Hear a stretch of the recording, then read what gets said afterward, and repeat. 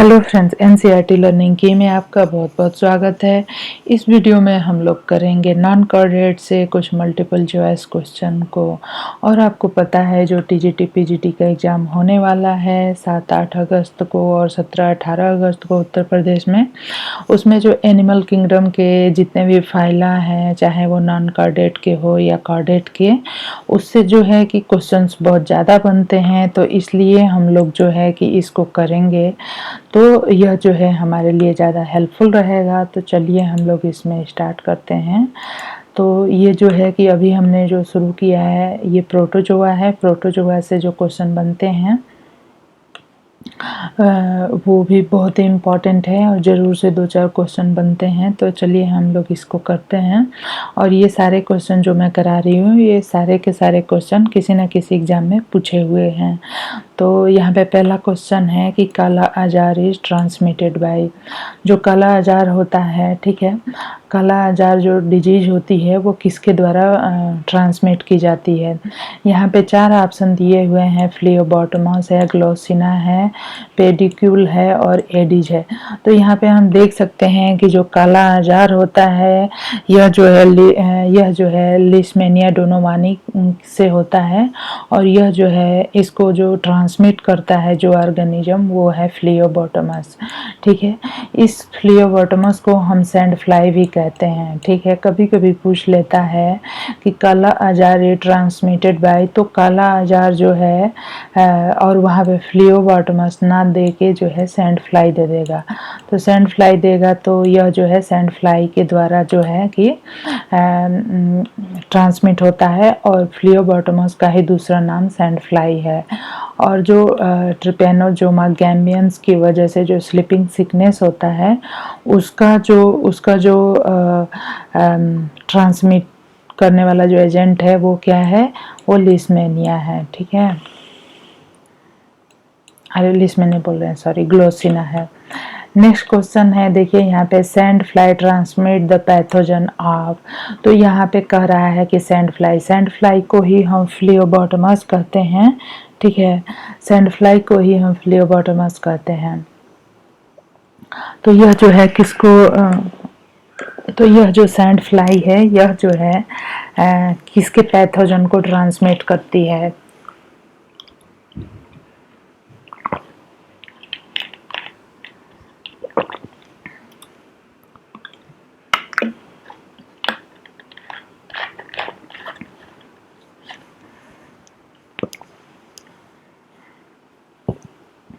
तो यह जो सैंड फ्लाई है यह काला आजार के पैथोजन को ट्रांसमिट करती है, या टाइफाइड के, स्लीपिंग सिकनेस के, या मलेरिया के। तो यहाँ पे हमारा आंसर हो जाएगा काला आजार। काला आजार के पैथोजन को ट्रांसमिट करती है। नेक्स्ट क्वेश्चन है, काला आजार ओरिएंटल सोर डिजीज स्प्रेड बाय। तो जो काला आजार होता है और जो ओरिएंटल सोर होता है, यह डिजीज किसके द्वारा फैलाई जाती है। तो आपको पता है, देखिए सैंड फ्लाई। तो यह जो है काला आजार और सैंड फ्लाई और फ्लियोबोटोमस मीन्स कि यह जो क्वेश्चन है काला आजार पे, इस पे 4 क्वेश्चन आप अभी देख सकते हैं। एक ही क्वेश्चन को घुमा घुमा के कैसे पूछा है। और ये सारे के सारे क्वेश्चन देखिए यहाँ पे, ये टीजीटी बायोलॉजी 2010 में पूछा गया है। ऐसे पहले यह जो है टीजीटी बायोलॉजी 2002 में पूछा गया है। और इससे पहले टीजीटी बायोलॉजी 2013 में पूछा गया है।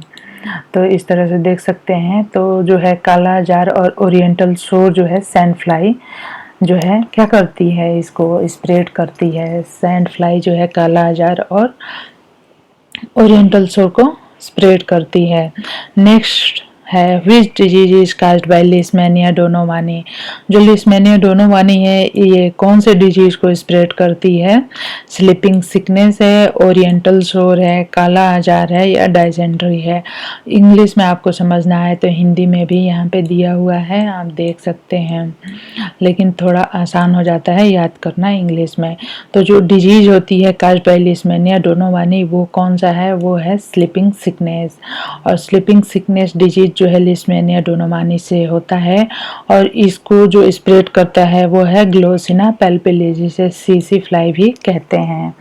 नेक्स्ट हमारा क्वेश्चन है 6 यहाँ पे फिर से पूछ दिया है वेक्टर ऑफ काला आजार।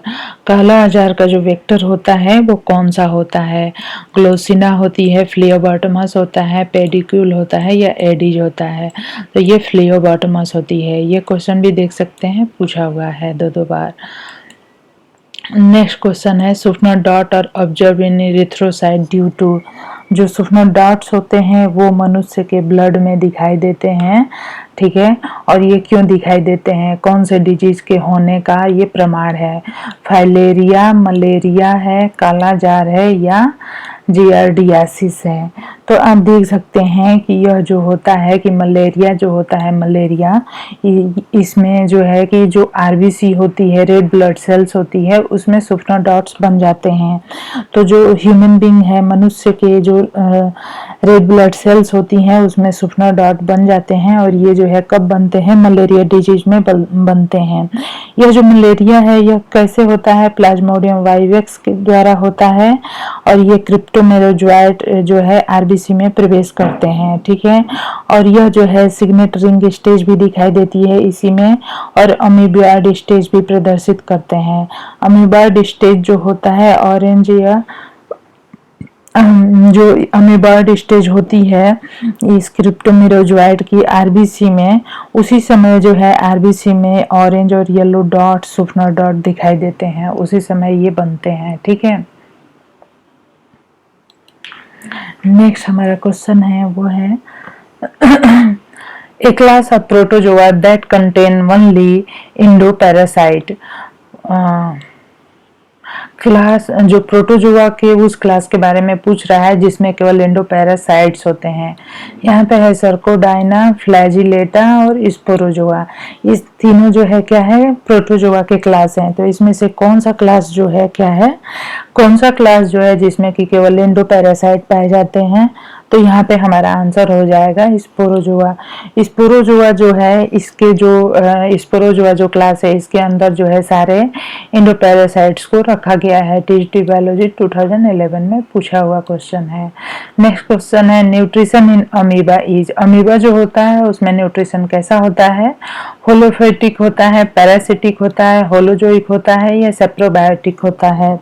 तो जो अमीबा होता है इसमें जो पोषण होता है वो होलोजोइक होता है, और अमीबा जो होता है सर्वाहारी होता है, मीन्स की ओमनिवोरस होता है, और ये सभी प्रकार के जलीय सूक्ष्म जीवों को खा लेता है। और इसके अंदर फूड वैक्यूल बनती है और उस फूड वैक्यूल में जो है कि सारी चीजों को पचाया जाता है, ठीक है। तो यहाँ पे हमारा आंसर सी करेक्ट हो गया। नेक्स्ट हमारा क्वेश्चन है silent stage in the life cycle of malarial parasite is found in.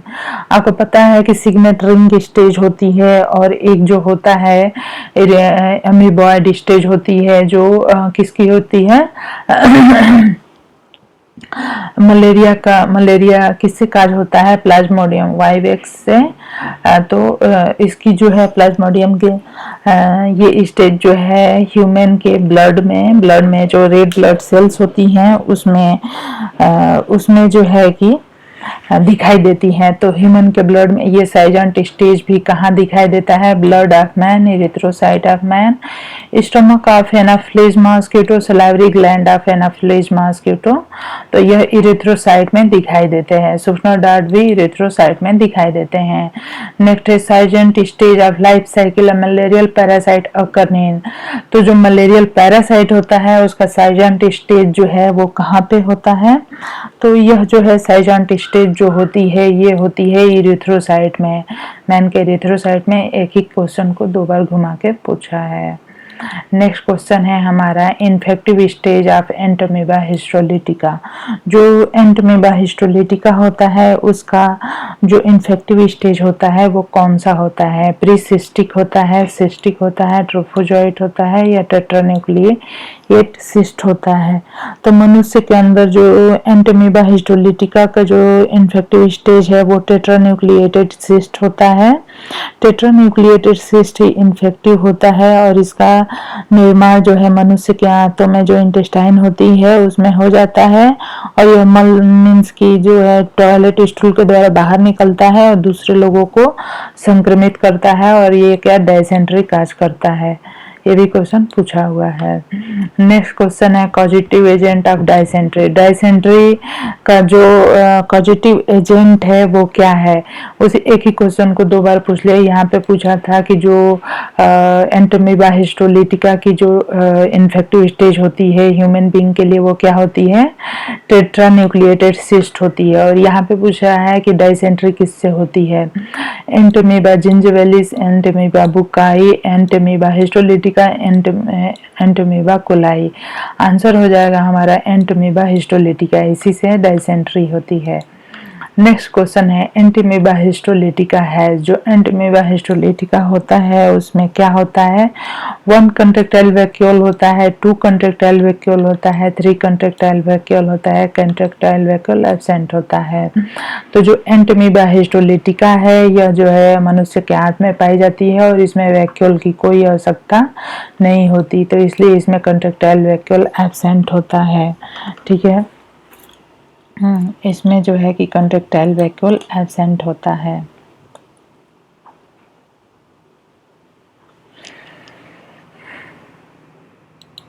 Next हमारा क्वेश्चन है which of the following human parasite protozoa is found in the human mouth and damage gums.